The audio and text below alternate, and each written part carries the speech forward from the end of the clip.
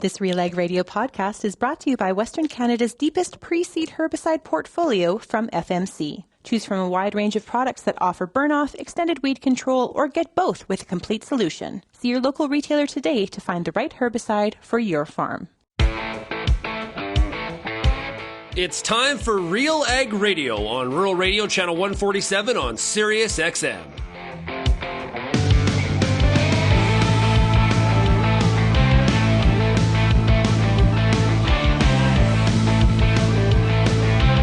RealAg Radio and RealAgriculture.com is your home for insight and analysis of the issues that are impacting your farm business. Let's get real and get connected with RealAg Radio.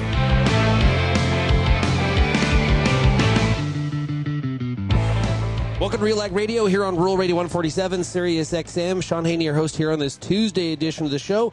Hey, thanks so much, everybody, for making RealAg Radio and Rural Radio 147 a big part of your workday. Also, a big shout out to everybody listening out there on the RealAg Radio podcast.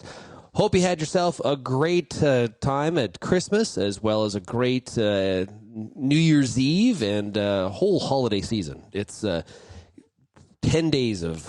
It was nice to relax a little bit, to be honest with you. So, yeah, we're back. We're back in the saddle here. It's Agronomic Tuesday and not Monday, so I'll try to not screw that up here today. Peter Repeat Johnson will be with us. We're going to talk about the Ontario Ag Conference that's coming up this week. I'm going to be out there in southwestern Ontario talking about effective farm management. There's going to be it is one of the top agronomic meetings of the year, and this is sort of the launch point of, honestly, just a Q1 of conference meeting. It's going to be super, super busy when we look at the schedule that is in front of us for all of the team here at Real Agriculture. Also today, I'm going to sort of give you a bit of a sneak peek, a bit of a hint at some of the things we're going to talk about at my presentation at the Ontario Ag Conference on Thursday. We're going to talk a little bit about goal setting today. Good time of the year to set some goals for your farm business. I was at the gym this morning, packed, loaded with people. A lot of people have a new goal of fitness. We'll see how long they stick to that. We also got some time today for the top ag news stories of the day. If you have any feedback on today's show, you can send me an email, shaney@realagriculture.com. You can also find us across all the different social media platforms. You also can call the RealAg feedback line, 855-776-6147. Absolute heartbreak today for the Canadian World Junior team. Oh, man. Czech goes up by one goal. The winning goal with 11 seconds left. The goalie had no chance on a deflection off Bonk's skate. Oh, I was watching it live and was just... And the funny thing is, my son and I were saying, Czech is totally comfortable being dominated here for two periods. Like, they're just weathering the storm, playing some rope-a-dope. They're just looking for one chance. And they got their one chance with 11 seconds left, so Canada eliminated in the quarterfinals. Heartbreaking. So tough. It just gutted for them. But, yeah, it's too bad. The other thing was on the weekend, yesterday, was the college football playoff semifinals. And as the saying goes, college football, it always delivers two fantastic semifinal games. So we got Washington and Michigan in the final. I know that we've got some listeners of this show, this program, that are fans of both those teams.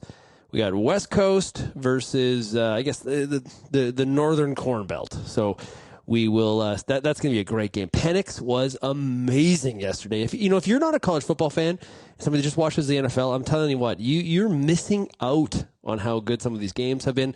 Some of the other bowl games, though, this year, sort of underwhelming, not great. Sort of so many opt-outs, low attendance. It's just sort of, yeah. But the semifinals yesterday were amazing. Great stuff. Okay, let's take a break. And when we come back, we're going to bring in Peter Repeat Johnson, and we'll get to all the agronomic discussion right after this.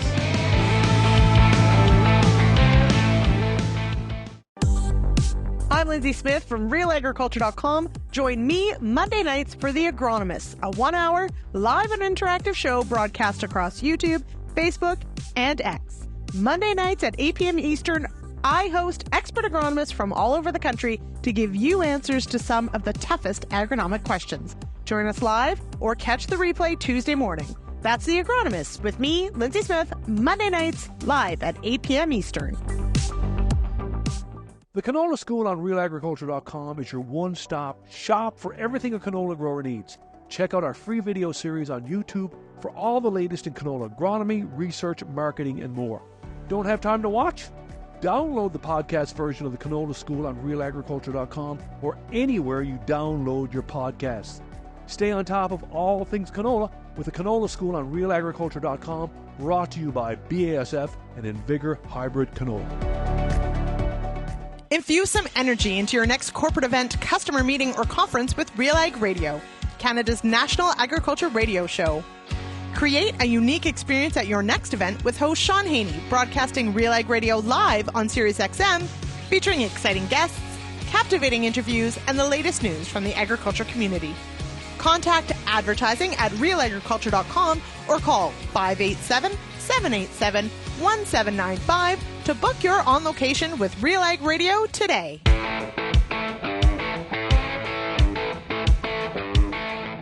And welcome back to RealAg Radio here on Agronomic Monday. This segment's brought to you by New Farm. They have the new Oxbow cereal broadleaf herbicide from New Farm. Oxbow is powered by Duplasm technology that is a workhorse on resistant kochia and other tough weeds in wheat and barley. Find out more by going to newfarm.ca. Okay, let's bring him in. It is Peter Wheat Pete Johnson, I should say. Hey, Pete, how are you doing? Awesome. Thanks, Shaun. We actually had a little bit of sunshine on New Year's Day here in southwestern Ontario. Not a lot. It's been pretty cloudy most of the time, way more moisture than we'd like. But yesterday there was some sunshine, and the days are noticeably longer. Typically, I've been waking up in the dark this morning. There's just a hint of it didn't look quite as dark as I was getting out of bed. It's like, yes, we are moving towards longer days, and spring is on the way. How's the jet lag? Because you're fresh off that UK trip. So you feeling a bit better? Oh, yeah. The jet lag, I don't know. Going to the UK, jet lag is nothing. Coming home is harsh. And so I'm still waking up at 3 a.m. I should still be in the UK because that would be 8 a.m. in the UK. But that's okay. We'll get over it someday, man. We'll get over it someday. You seem like the kind of guy that would be getting up at 3 a.m. on a regular basis anyways. Like 3 hours of sleep and just giving her, but I guess not. Okay. Hey, what biggest takeaway from an agronomic sense coming back from the UK? What was the biggest agronomic takeaway you had? I think the biggest agronomic takeaway from the UK is just how much further, and this maybe isn't really agronomic, Shaun, but how much further down the road they are than we are in terms of push towards less intensive agriculture or rewilding, like that public drive to put nature back in the UK is massive, and we barely even feel it here in North America. And I hope we never get to that, just because there's some real issues and great discussions around that, right? They need to rewild 20% of their acres, and I forget the target date. But it's like, wow, how do you do that on an island that's already not food self-sufficient? And is there ways that you can do that intelligently and not have a big impact? And so, that whole discussion was really, really cool. Agronomically, probably the biggest takeaway agronomically for me was that when it's wet, it doesn't matter if you're in the UK, if you're in Ontario, if you're in, Nova Scotia. When it's wet, wheat hates it, period. Their wheat looked like crap. The farm I was on only got 40% of their wheat acres planted. It was nasty. It was just nasty from that perspective. Well, it is the first week of January, and that means one thing. We're all kind of back in the swing of it, and everyone's got their New Year's resolutions all planned out, mapped out, and I'm sure we'll stick to them for at least 3 weeks. we've also got the Ontario Ag Conference happening this week in Ridgetown, as well as some satellite locations as well. I'm going to be there. Looking forward to it, Pete. This is a big, big show. Absolutely. So this is, and again, last year we tried to do everything on from one location on one day. That just proved to be problematic because, believe it or not, some people want to go to Ridgetown, they want to go to Waterloo, they want to go to Kemptville, they want to go to all of it. And so we've revamped it. The kickoff is tomorrow morning. The on-demand sessions go live at 9 a.m. The virtual kickoff, and we've got just some great speakers coming. Colin Chappell is there. He's the first ever Sustainability Award winner from the UK. So some of this stuff I talked about, he's going to cover in terms of how he's made it work for him or how he's trying to integrate it into his operation. So I think that's really cool. And then, you're coming in on Thursday as our feature speaker. And I'm really looking forward to learning from you, Shaun, because this is farm management. So that's a topic that's more up your alley than mine. I'm an agronomist. Management isn't really always where I focus. And then Tyler Smith is our feature speaker on Friday. Tyler Smith, of course, a survivor from the Humboldt Broncos bus crash and really a spokesperson for how that can affect your mental outlook and how you need to be able to deal with that. So just and all tons of agronomy, man. The rest of it is tons of agronomy. Just can't tell you how much I'm looking forward to tomorrow and getting that underway. Yeah, I'm looking forward to it. I've spent a lot of time making sure I got kind of my thoughts together, get a new slide deck. Never done a whole presentation on effective farm management. So I'm really looking forward to it. And of course, engaging with the audience and getting some of their feedback. It's going to be a lot of fun. I cannot wait to be in Southwestern Ontario on Thursday. Now, speaking of New Year's resolutions, have you mapped anything out for your 2024 agronomic goals for this upcoming year for your farm, Pete?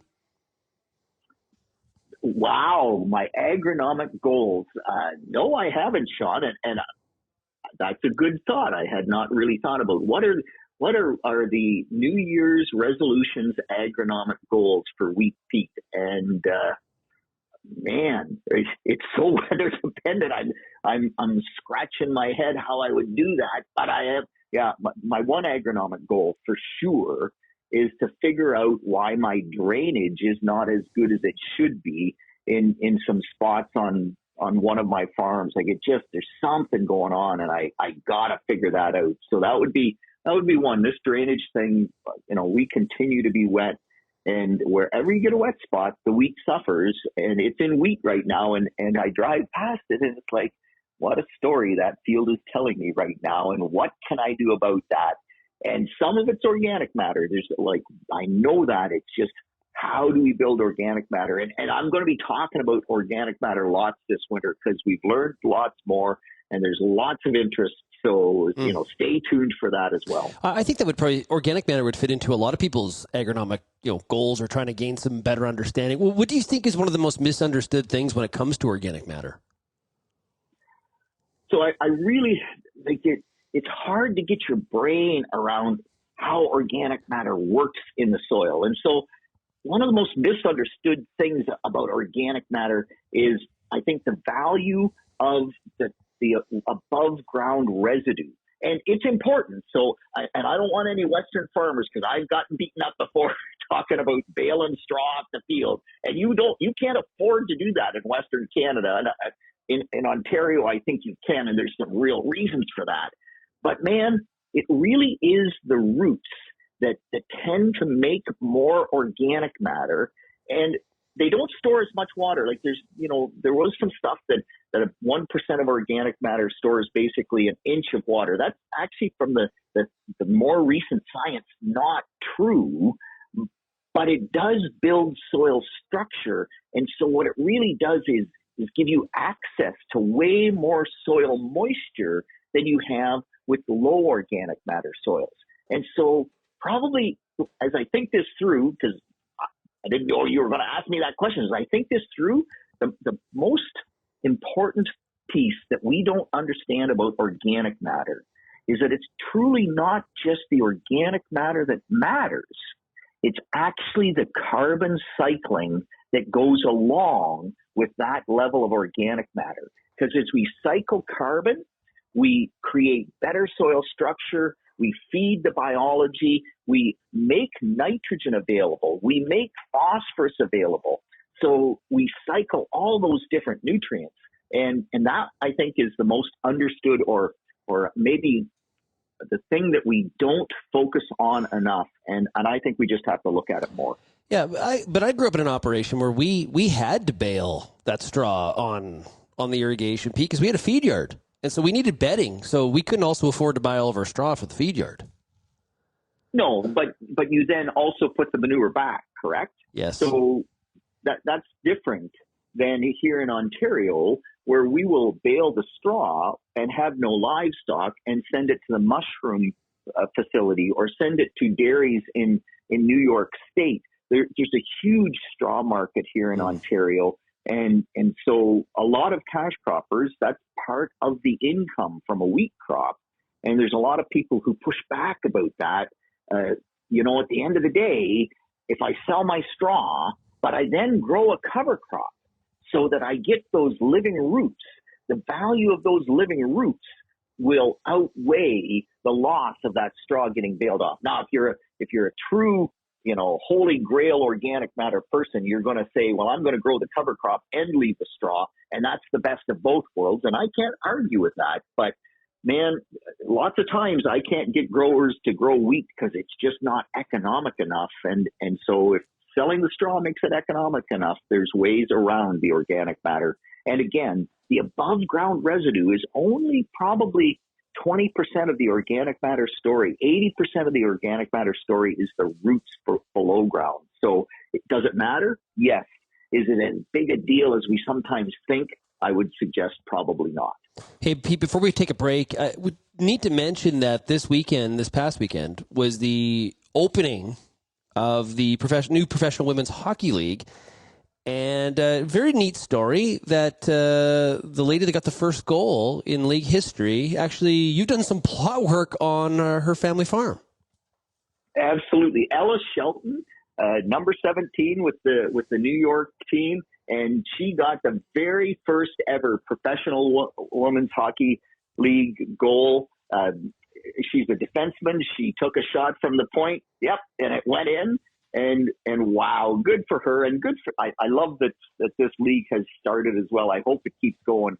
There was some really great hockey if you watched that game yesterday. Toronto lost, right?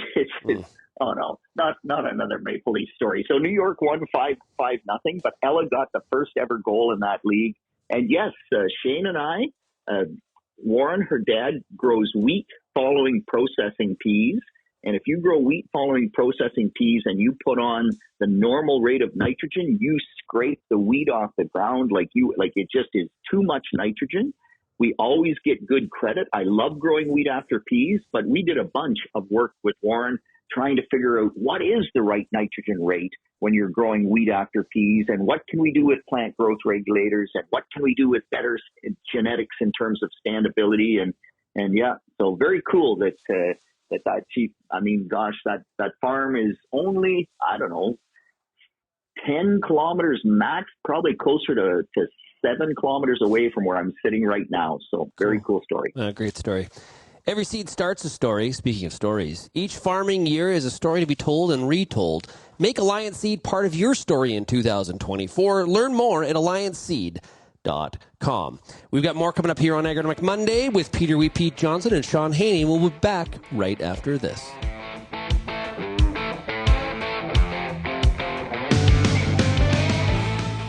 What's next for your fields? At Pioneer, delivering industry-leading genetics drives everything we do. From the scientists in the lab to our local teams with boots on the ground. We are determined to get there first. Developing top-performing products, proven in more growing conditions than ever before. Pioneer. What's next happens here. Visit pioneer.com/Canada to learn more.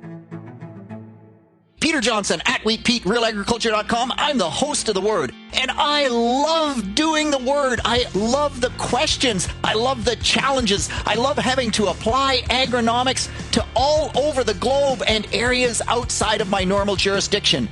Also, I love the feedback the most, where growers challenge me, tell me about their plot results, help me to learn. The Word, absolutely the best part of my day. As you look ahead to the next growing season, there's a lot to consider when it comes to your crop. You need every possible advantage available to you. The Pulse School on RealAgriculture.com has everything you need to make the best choice for you and your farm. On-demand videos with leading industry experts, available anywhere, anytime. Go into the season confident and ready with the Pulse School on RealAgriculture.com.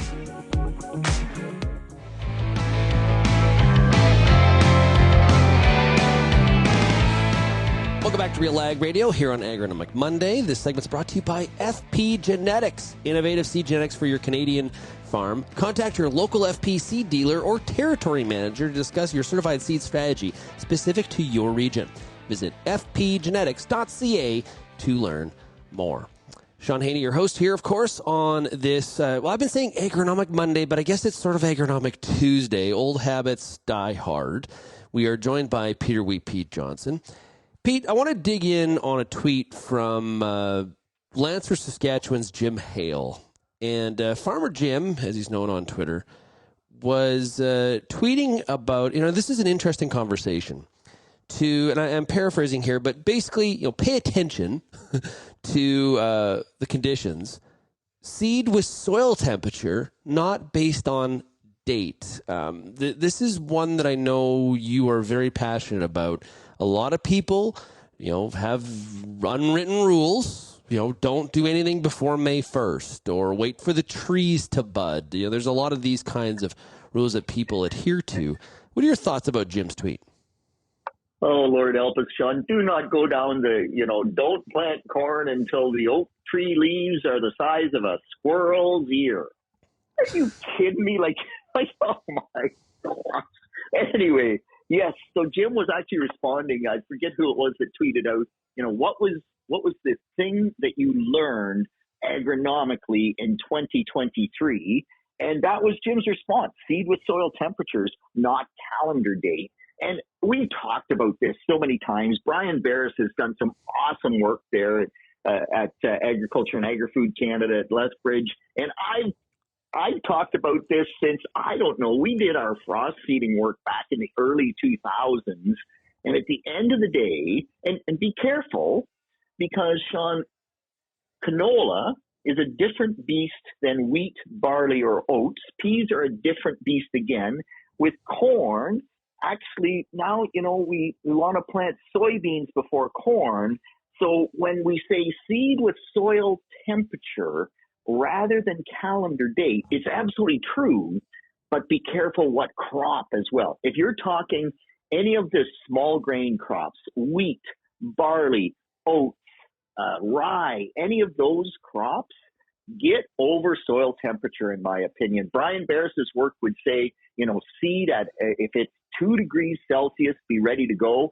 Jim must have tried that and had some good success with it. I know Daniel Konopelski, he's been doing some work. We've talked about his stuff where he'll plant winter wheat, then he'll dormant seed. He has dormant seeded spring wheat again this year. Just in 2023, it didn't out yield his earliest seeded spring wheat, which I think was April 10th or something like that. It was still super early. But what was interesting is it harvested 2 weeks earlier, and it had, I think, 16.9 protein and 68 pound per bushel test weight. Like the quality on that grain was phenomenal. Plus, it widened out his harvest window. He was able to get started much earlier than waiting. And so, yeah, with small grains, Jim tweeted out that he has the seed and the fertilizer and the VR script already in place and written, and he is ready to go when the soil temperatures get warmed up. He's going to be in the field seeding spring cereals as early as he can. And the data just says this. Particularly, what's interesting is if you go to Australia, they would say the same thing, that by seeding earlier, they can help mitigate the changing climate that we're getting into. And that's one of the management factors that you can employ to use that early moisture better by having the seed in the ground as opposed to letting it evaporate off the soil surface. So really liked that tweet. Thought it was awesome. By the way, it's confirmation bias, Shaun, because Pete always says, get that stuff in the ground. Do not wait. And so Jim just helped with my confirmation bias. I'm pretty sure it's real, but I love the tweet because it agreed with what I think is right. And we're okay with it holding in the soil. We're not looking for it to pop out and emerge immediately. We're right, because there's going to be some people listening. They're going to say, well, hey, Pete, that's great. I appreciate the eagerness. And yes, the early bird does get the worm on many occasions, and even according to the story. But what if we get that late April cold snap or something, and my wheat gets just toasted? Then I'm not helping myself. But you are, because it's got to get super cold to kill that wheat. Remember, Shaun, that the growing point stays in the ground until we get to stem elongation. And it will withstand -9 Celsius. So you got to drive -9 Celsius in the ground to basically an inch deep before you're going to get any damage to that crop. You might freeze the upper leaves off. It doesn't matter. Brian Barris and his work there at Lethbridge, he seeded as early as February 17th. I think there was 11 days that it dropped below 0 Celsius. I think he froze the top off of that crop twice, and it still yielded as well as any other seeding date that he utilized. It wasn't necessarily better, but he never lost yield, even with getting it frozen out a couple of times. That's why it works with cereals, and it doesn't work with canola, because the growing point with canola is above the soil surface. So don't do it with canola. Do it with the cereal crop. We're talking about tips and things like that. A lot of farmers, they put the crop in the bin, and then it can be really easy to just not top of mind to make sure that we're managing the storage. And we work so hard through the growing season to get it into the bin.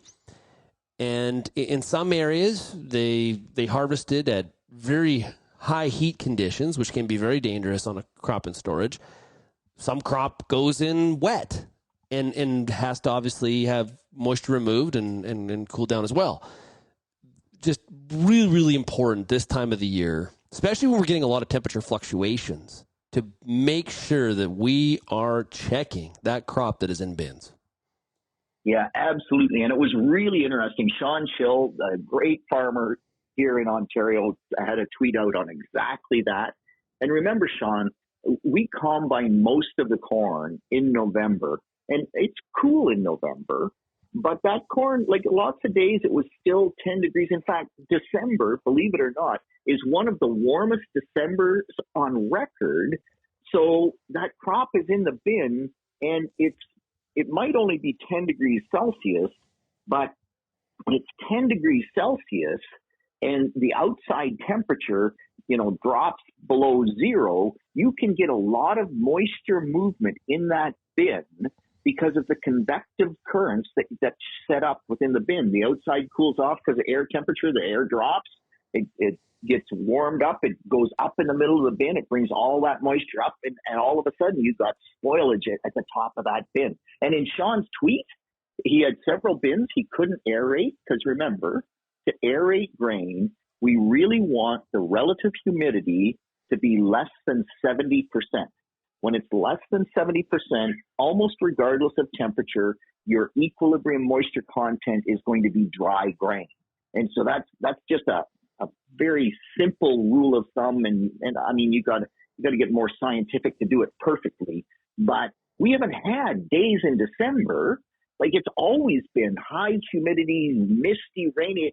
December in Ontario has been almost the exact same weather as December in the UK, in Great Britain. which is really bizarre. The wheat is green. It's still growing in many cases. And you just go, I wish it wasn't growing. It should be dormant. But that's just where we're at this particular year. And it's made it almost impossible to aerate those bins because we never get the cool temperatures to do that or the low humidity to do that. And in Shaun's case, the bin's not aerated, no snow left on the roof. We had a bit of snow over the last couple of days, and all that snow had melted and formed icicles on the side of the bin, which shows you warm temperatures on the roof, cold temperatures on the side of the bin. That's a bad news indicator. Whereas the bins that were aerated, snow's still sitting on the roof, everything good. Yeah, well, and bins have been getting bigger as well, right? So it's one thing to lose a 5,000 bushel bin. It's another thing to lose a 50,000 bushel bin. Or let's try a 500,000 bushel bin, because that's how big some of them are getting here in Ontario. It's crazy how big some of them are now. Yeah. And, there's snow melting on the side of the roof. That's one, bit of an indication. When you start to see steam or things coming out the top, that's where you're like, uh-oh, I got a real problem. So we want to avoid that at all costs. Exactly. Yeah. Don't get to the point where you see the steam. Please, Shaun, don't get to that point. It's all bad if you do. I remember one time seeing on Twitter a picture where you can see fire coming out the top. I'm laughing, but it is heartbreaking. It is, and it's so easy to forget. That's why some of these bin monitoring systems, I think it's a really good idea. They're expensive in some cases, but I really think they're beneficial because that technology does some of that work for you, measuring at multiple points in the bin to really give you some alerts and some reminders. Let the tech work for you. 100%. I'm a technology guy, Shaun. If the technology exists, we should be using it. And no technology is perfect. Like I can already hear some people say, well, but you can get a hotspot where the temperature drop it isn't in the hotspot. Well, yeah, you can, but it's still way better than no temperature probes in the bin. And the other thing is, just because you have temperature probes doesn't mean you shouldn't still use your eyes and your nose. Like, fire up the fans, smell the air coming out of the bin. If it has an off smell to it, you've got an issue. Go up to the top of the bin, look in, see if you have crusting. If you have crusting, you've got an issue. Like, there's many things that we can do, and yeah, you get a lot of bushels in a bin. You just got to look after it. Just every week, just mark it on your calendar. When I grew up at Guelph, we had grain storage every Monday morning. First thing you did was you climbed every bin, you looked in, you fired the fans just for 5 minutes to smell the air. It was just part of the management of that crop. Do we leave our fans on all the time? No, if you leave the fan on all the time, you'll really screw things up, because when it's over 70% relative humidity, you can actually try to re-wet the grain. And so in December in Ontario, and you get 90% relative humidity days, we don't want the fan on then, unless the grain is really high in moisture. Like, there are times you would have it on then, but not if you dried the grain to 15%, 16%. You don't want them on then. Plus, it just chews up a whole lot of hydro. And at the end of the day, you'll pull grain out of the bin that's over dry. And for every 1% that you over dry that crop, you lose 1.1% in weight. And so, if you over dry it by 5% just because you leave the aeration fans on too much, 5% would be 5.5% weight. That's right out the gate. That's a 5.5% loss in your gross crop revenue, and you've paid hydro to dry it to that. So no, you do not leave them on all the time. 100% no to that, Shaun. Okay, Pete, well, I'm going to see you this week, I think, at Ontario Ag Conference. You're going to be in Ridgetown? Of course I'm going to be in Ridgetown. Man, I am part of the program committee for the Ontario Ag Conference. I spend so many hours on that conference. If you think I'm not going to be there, you are off your rocker. Well, I'm looking forward to seeing you on Thursday. Hey, Pete, have yourself a great week, and we'll chat with you later on in a few days. Right on. It'd be good to see you, Shaun. Have a great week. Thanks. Yeah, you too. Nutrient efficiency is rooted in your soil. Harness those nutrients with fertility services from Farmer's Edge, giving you access to our cutting-edge soil testing laboratory for highly accurate and timely analysis of your fields. Find out more by going to farmersedge.ca/laboratory. We'll be right back here on RealAg Radio right after this.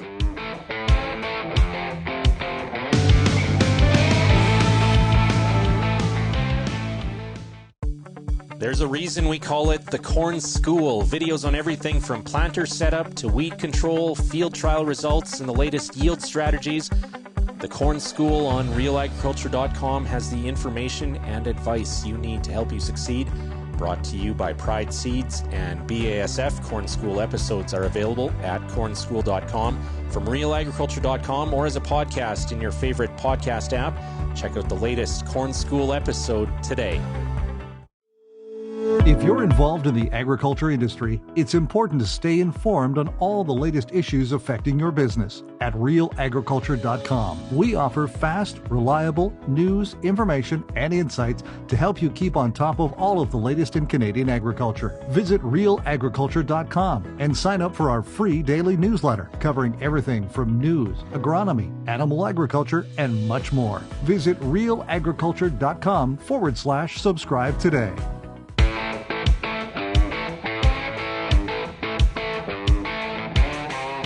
Seeking professional advice for your farm and business? MNP's team of agricultural specialists cover it all, from business planning and tax guidance to financial projections, farm succession, and risk management. Visit MNP.ca to connect with the experts today. Well, honestly, speaking of MNP and some of the services they provide, it sort of triggers my mind in terms of the year ahead, 2024. Hard to imagine. You heard me talk about the beginning of the show that I'm going to be at the Ontario Ag Conference on Thursday. I'm going to be giving a keynote presentation on effective farm management. It's really, really pushed my mind to think about, getting all my thoughts on paper in terms of some of those best practices when it comes to farm management. And this is kind of the time of the year where we reflect a little bit and we think about what happened in the year gone by, and I should say years gone by. You shouldn't just look at what's happened in the last 12 months. You should kind of take a bit of a bigger sample, not one sort of data point.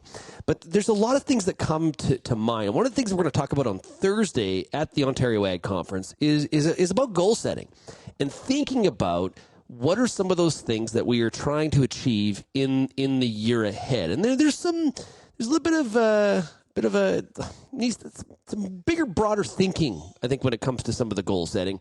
I think some people take this a little bit too lightly, and they say, what's the point? I'm going to be, Mother Nature will decide my fate. And honestly, there is some element of truth to that. But we also need to push ourselves to the things that take hold of the things that we control. Okay, whether out of our control, but there are things in our control that we really need to tap into and pay attention to. So when we think about 2024, one of the first things I think is important to think about your goals for the upcoming year is have some stretch in them, right? Don't sandbag. Don't sandbag. Some of you out there, I know, you're maybe at the local pool hall or you're at the golf course, and sandbagging is the way you sort of game people to maybe make some money. You do some hustling, so to speak. Well, don't hustle yourself when it comes to your farm business. You have some stretch in those goals, some goals that aren't, so far out that they're almost impossible to achieve, but goals that, they're going to take some effort, and it will really, really stretch your abilities to really get across the finish line, and will really, really make a positive impact if you are able to achieve them. Second, I think it's really important to write them down.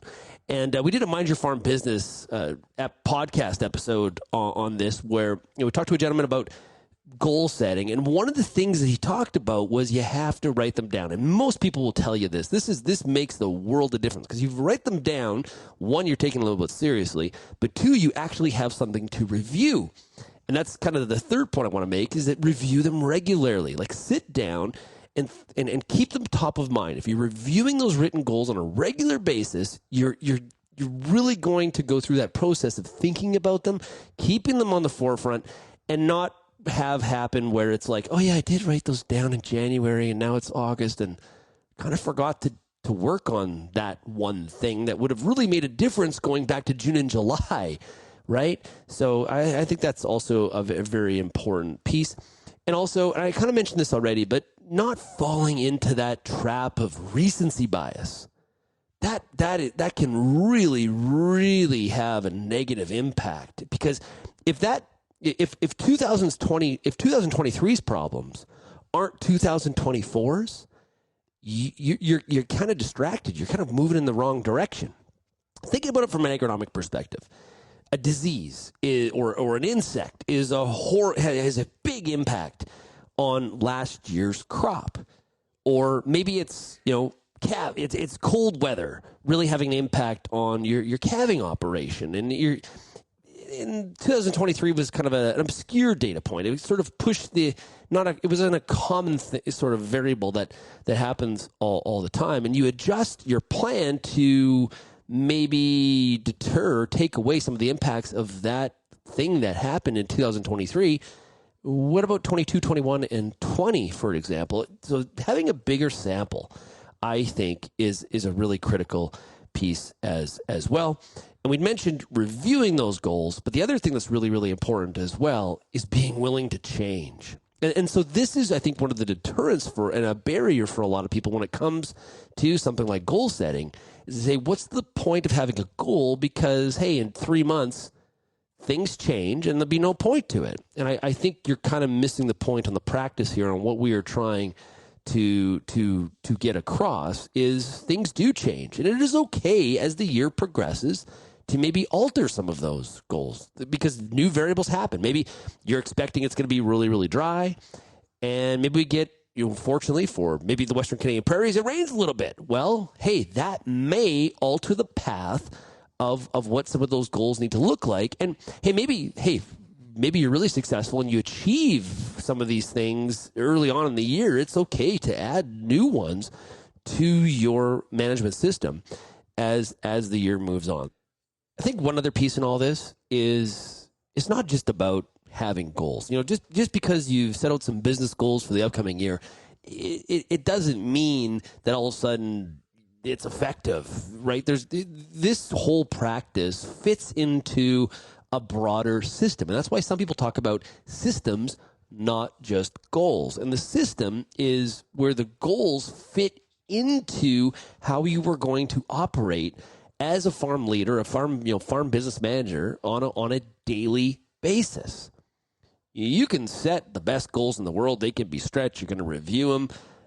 But if they don't fit into a broader plan, a strategic plan, an operational plan, how you are going to function on a daily basis, it's kind of a waste of time, to be honest with you. And you'll hear a lot of time people talking about, hey, what's the process you're following to make things happen on a daily business in your business. And that's really speaking to this point of systems, not just goals. So I think those are some really, really important things that come from a goal setting perspective.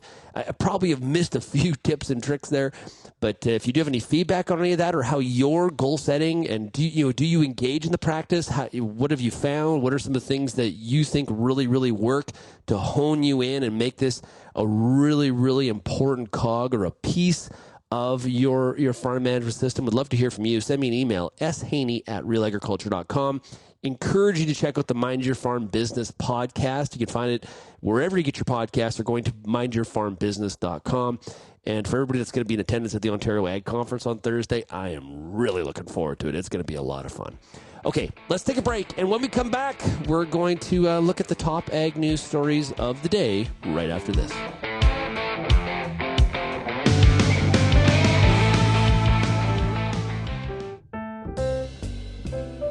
I'm Shaun Haney, host of RealAg Radio, right here on Rural Radio 147 Sirius XM. It has been my pleasure to join you every day in 2023 to bring you all the news and insight in agriculture from Canada and North America. From everyone on the Real Agriculture team, we're wishing you a Merry Christmas and a Happy New Year. Thank you for getting real and getting connected with RealAg Radio in 2023, and we look forward to chatting again in 2024. Whether you're a rookie soybean grower or a seasoned vet, the Soybean School on RealAgriculture.com has exactly what you need to stay in the game. The latest research and the best agronomic advice from industry experts, along with local and global market coverage on demand, anywhere, anytime. Make this growing season your best growing season with the Soybean School on RealAgriculture.com.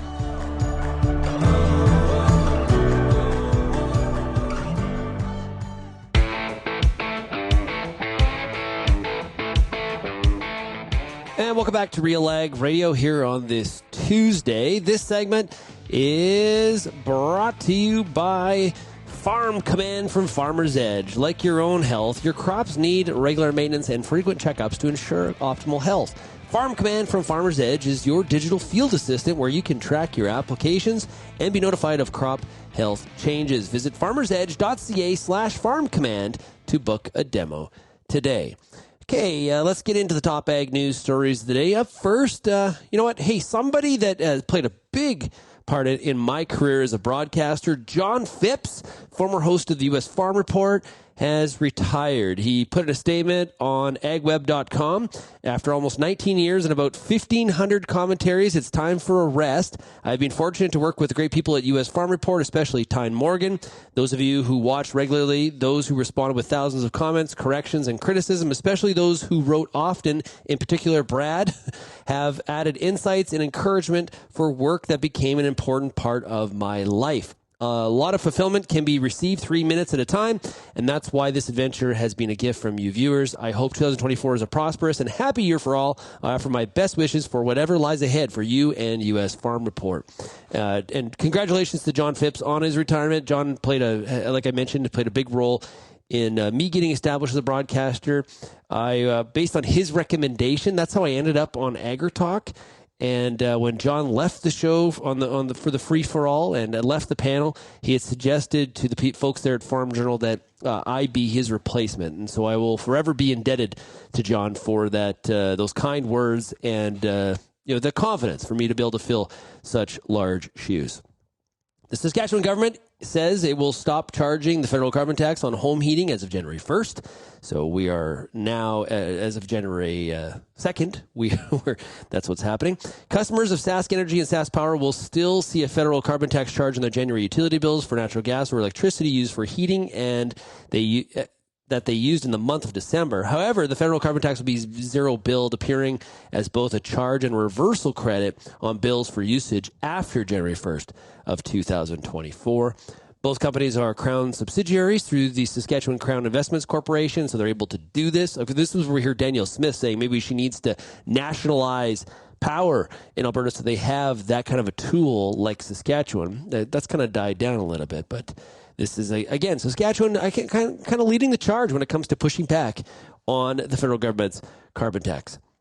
Big story in the Globe and Mail today about European cheese, and aficionados of Burrata, Manchego, and Schwam's, I'm saying all those incorrectly, can find upwards of 400 cheeses at Scheffler's Deli and Cheese, which has been selling high-end food products at Toronto's historic St. Lawrence market for more than 6 decades. The shift in strategy is made possible by the Canada-European Union Comprehensive Economic and Trade Agreement, CETA, which began to take effect in 2017.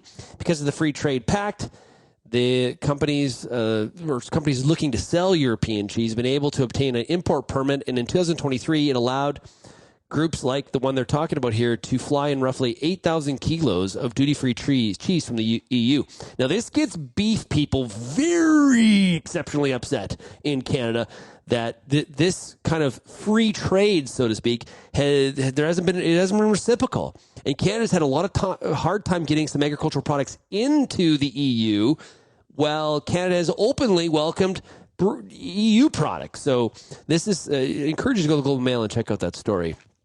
It concludes by saying, with recent trade deals, Canada has conceded more access to its dairy market, which is governed by a supply management system that shields the domestic industry from foreign competition. Consumers are reaping the benefits. Today, they can find way more cheese from across the Atlantic.